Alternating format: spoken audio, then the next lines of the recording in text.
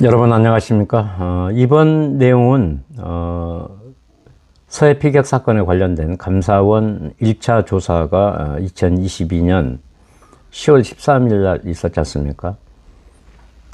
거기에 관련된 9번째 얘기를 여러분께 알리고자 합니다. 여러분 이 내용을 들어보고 얼마나 경악스러운지, 만약에 이 문재인 정권과 이 민주당 악당들이 자기 동생이나 형제들이 이렇게 당했을 때도 그런 말들을 짓거릴 수 있는지 여러분 한번 판단해 보시고 생각해 보시기 바랍니다. 시신 소각 여부 판단. 국방부는 2020년 9월 24일 11시 북한이 우리 국민에 대해 총격을 가하고 불태우는 등 이해하기 힘든 만행을 저질렀다는 입장문을 발표한 이후 소속 부대는 북한군은 부유물이 아니라 시신을 소각한 것으로 판단.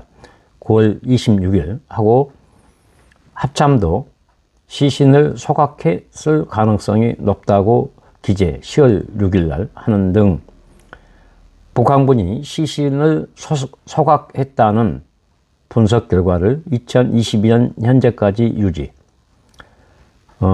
이 부대는 어떤 부대냐면 북한에 관련된 통신이나 또 감청을 통한, 특히 여러분 많이 들었던 SI 첩보 부대입니다.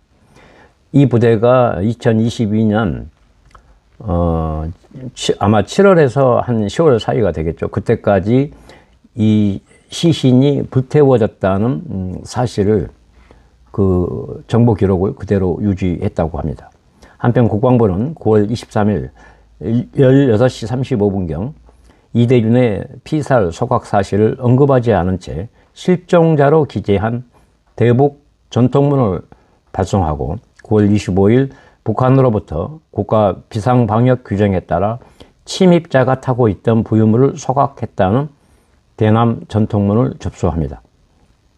이틀 후인 9월 27일 문재인은 15시경 개최된 대통령 주재 관계 장관 회의에서 시신 소각에 대해 국방부가 재분석하여 규명하도록 지시합니다.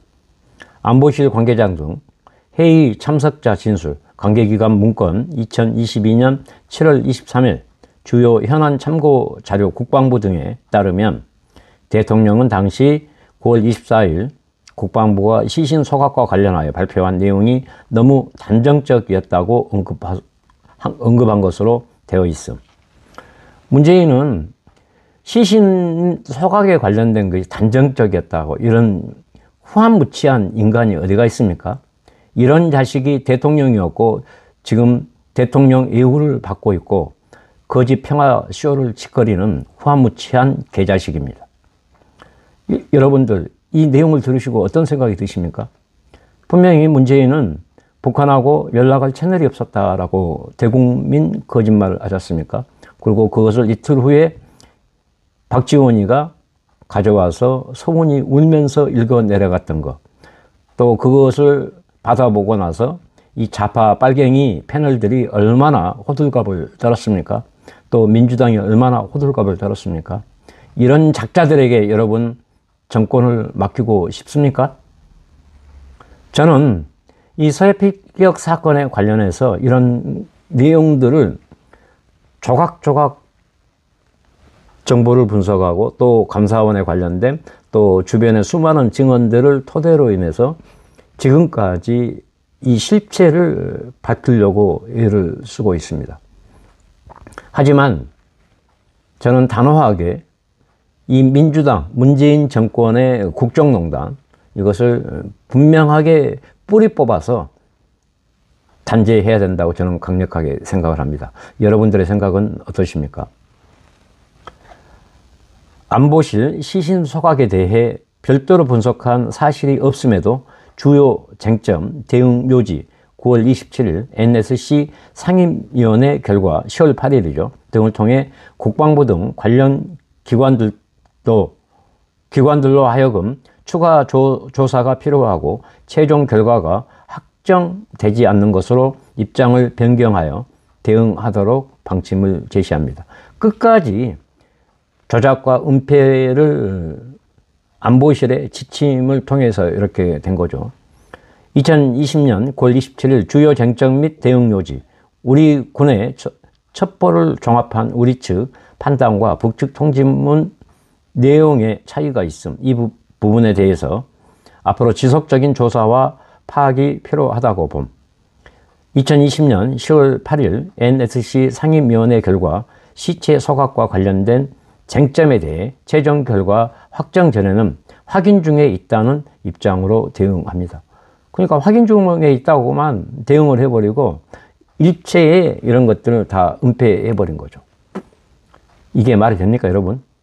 국방부 안보실의 방침에 따라 내부적으로는 시신이 소각되었다는 입장을 계속 유지하면서도 일부로는 시신 소각 여부가 불확실하다거나 소각하였을 가능성이 있지만 추가 조사가 필요한 것으로 답변하는 등 관련 입장을 변경합니다. 시신을 소각하였을 가능성이 있는 것으로 추정, 관련 첩보를 다시 한번 객관적으로 들여다볼 예정. 그때 당시 이제 기자간담회 9월 28일 있었죠. 시신 소각이 안 되었을 수도 있다. 국정감사 10월 7일.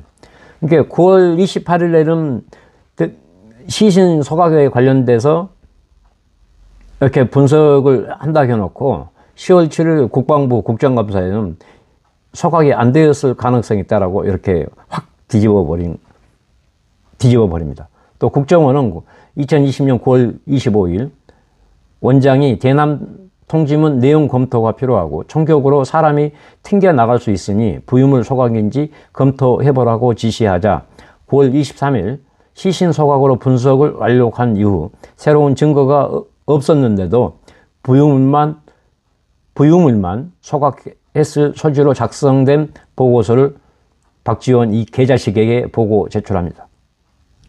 국정원 직원들의 진술에 따르면 2020년 9월 27일 12시 30분경 원장에게 보고하면서 보고서 내부를 제출, 원장이 15시 대통령 주재 관계장관 회의 참석 배부 목적으로 지참했을 것으로 추정했다고 진술을 했습니다. 여러분들, 이 서해 피격 사건에 관련해서 시신 소각에도 이렇게 너무나도 많은 말들을 만들었고 여기에 관련된 이 거짓 증언들, 외부에 유출된 자료 증언들이 이런 식으로 불확실하게, 두루뭉실하게 계속 이렇게 해버립니다. 근데 좀 전에 제가 말씀드렸다시피 군을 통해서 대북 통지문, 또 북한으로부터 이틀 후에 대남 통지문이 서로 주고받았지 않습니까? 그리고 문재인 이 자식은 북한하고 연락할 채널이 없었다고 했는데 그 읽어 내려갔던 대남 통지문은 뭡니까? 대북도 통지문은 뭐고? 채널이 분명히 존재했지 않습니까? 이 북한하고 연락할 수 있는 채널은 다양합니다. 국방부, 국정원, 통일부, 유엔사, 그 다음에 국제상선 통신망, 선박과 선박, 항공과 항공 간에 교신할 수 있는 채널이 있었고 또 우리는 KBS나 MBC 공영방송이 있지 않습니까? 이 공영방송은 또 우리나라 방송은 북한에서 실시간 청취가 가능하기 때문에 얼마든지 대통령으로서 권한을 제대로 수행했다면 여러 가지 채널을 통해서 할 수 있었던 것인데 이자들은 아무것도 안 해버렸습니다. 그래놓고 뻔뻔하게 거짓말을 하셨습니까? 이 시신 소각에 관련된 것도 이미 다 첩보로 알고 있었으면서도 분석 중이다. 아니다. 부유물만 태웠다. 이런 식으로 계속 번복을 해서 국민들한테 헷갈리게 만들어 버렸습니다. 그래놓고 덮어버리고 지워버리고 그에 관련된 모든 것들을 대통령 기록물로 문재인의 이 범죄 행각을 다 감춰버렸지 않습니까? 여러분들, 우리가 단순하게 제 동생의 한 명의 죽음이 아니라 국가의 안보라인 전체가 우리 국민을 위한 안전을 지켜야 되는 시스템 또 이 공무 집행 과정을 이런 식으로 운영했다는 게 여러분 믿기십니까? 이 방송을 들어보시고 여러분들의 의견이 정말로 중요합니다. 이 상황은 자와 우의 이념이 아니라 자유대한민국의 국가 구성원들로서 우리 안보 라인들이 또 우리의 이 공공기관들이 또 공무를 수행하는 구성원들이 어떤 일을 해야 되고 어떠한 사명을 가져야 되는지, 그리고 최고 정치 지도자는 어떠한 의무와 사명과 국가관이 있어야 되는지 명확하게 알려주는 사례라고 저는 생각을 합니다. 서해 피격 사건은 단순하게 제 동생의 죽음을 억울해서 밝혀야 된다가 아니라 이 망국적인 국가의 시스템을 바로잡고 복원하고 우리 앞으로 미래를 위해서 반드시 규명해야 될 문재인 정권의 국정농단 사건을 우리가 낱낱이 파헤쳐야 된다, 저는 강력하게 생각합니다. 여러분들의 생각, 의견을 댓글로 많이 달아주시기 바랍니다. 그리고 구독, 좋아요 꼭 부탁드리겠습니다. 감사합니다.